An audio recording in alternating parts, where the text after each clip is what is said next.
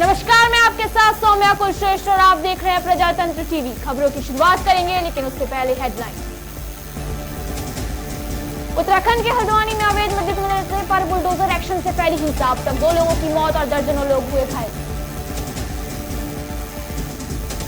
पाकिस्तान में हुए आम चुनाव के परिणाम आने शुरू। नवाज शरीफ और इमरान खान के बीच कड़ी टक्कर। पीएमएलएन के शहबाज और मरियम को मिली जीत, नवाज शरीफ चल रहे हैं पीछे। उत्तर प्रदेश में विपक्षी गठबंधन को एक और झटका। बीजेपी आरएलडी अलायंस पर लगी मोहर। किसी विपक्ष सीट अलायंस का हो सकता है ऐलान।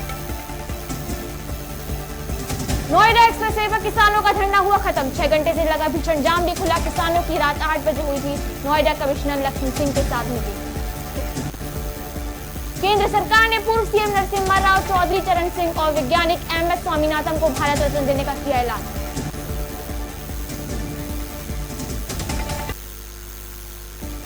केंद्र सरकार ने एक बड़ा फैसला लेते हुए 3 बड़े चेहरों को भारत रत्न देने का ऐलान किया है। इस चेहरों में पूर्व पीएम नरसिम्हा राव, चौधरी चरण सिंह और वैज्ञानिक एमएस स्वामीनाथन जैसे नाम शामिल हैं।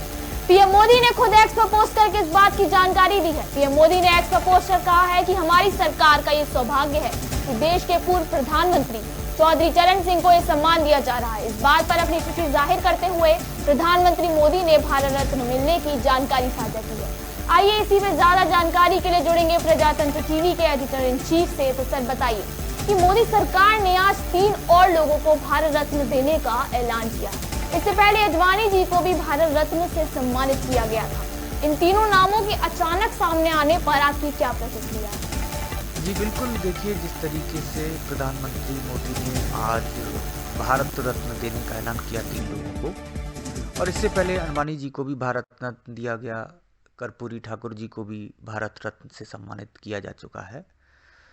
इन 3 नाम जो आज प्रधानमंत्री मोदी ने ऐलान किए हैं, इससे साफ एक बात तो ये है कि प्रधानमंत्री मोदी जी ये जानते हैं कि कब क्या कहाँ कैसे करना है। ये तीनों ही नाम, अगर कि मैं तीनों नामों की बात करूं तो चौधरी चरण सिंह किसानों के बड़े मसीहा थे। पीवी नरसिम्हा राव कांग्रेस से जुड़े हुए रहे, लेकिन कांग्रेस ने उन्हें कभी सम्मान नहीं दिया।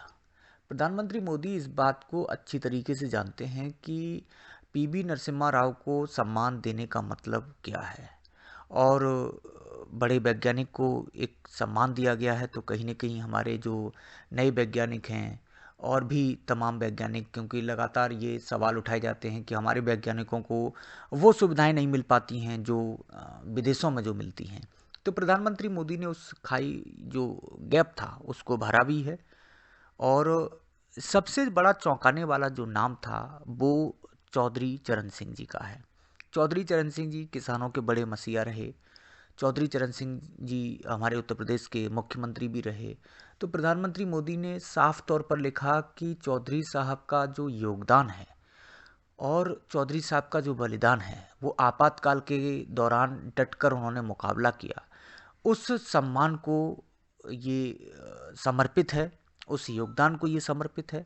और कहीं न कहीं अभी आने वाले 2024 के चुनाव को देखते हुए प्रधानमंत्री मोदी का ये बड़ा ऐलान है। एक ओर नोएडा में किसानों का सरकार के खिलाफ धरना, वहीं दूसरी तरफ किसान नेता चौधरी चरण सिंह का नाम भारत रत्न के लिए सामने आया। तो इससे केंद्र और किसानों के रिश्ते में कुछ सुधार होने की उम्मीदें दिख रही हैं। जिस तरीके से किसानों का सरकार के खिलाफ धरना है, वहीं प्रधानमंत्री मोदी ने किसान नेता चौधरी चरण सिंह के नाम भारत रत्न का सम्मान देने का जो काम किया है। अब आपको मैं बता दूं कि इसमें 2 कहानी को मैं जोड़ देता हूं। आपको याद होगा कि बिहार में जब कर्पूरी ठाकुर का सम्मान किया गया, भारत रत्न उनके नाम का ऐलान किया गया, तो नीतीश कुमार अपने पाले में आ गए। दूसरी तरफ अब चौधरी चरण सिंह का नाम भारत रत्न के लिए ऐलान किया गया, तो अब जयंत चौधरी जो उनके पोते हुए, उनकी लगातार अभी 4-5 दिन से खबरें थीं कि वो एनडीए का हिस्सा बनना चाहते हैं। एनडीए में सारी बात फाइनल हो गई है, बस गठबंधन की घोषणा बाकी है।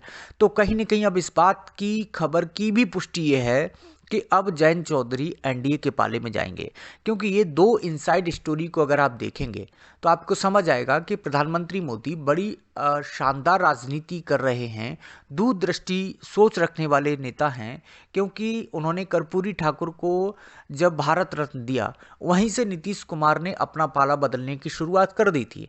उसी तरीके से उस स्टोरी को अगर आप उत्तर प्रदेश में लाके देखेंगे तो सेम वही स्टोरी है कि चौधरी साहब को जब भारत रत्न देने की बात हुई, ऐलान हुआ, अब जयंत चौधरी एनडीए के साथ आ जाएंगे। जयंत चौधरी ने अभी ट्वीट भी किया है कि दिल जीत लिया।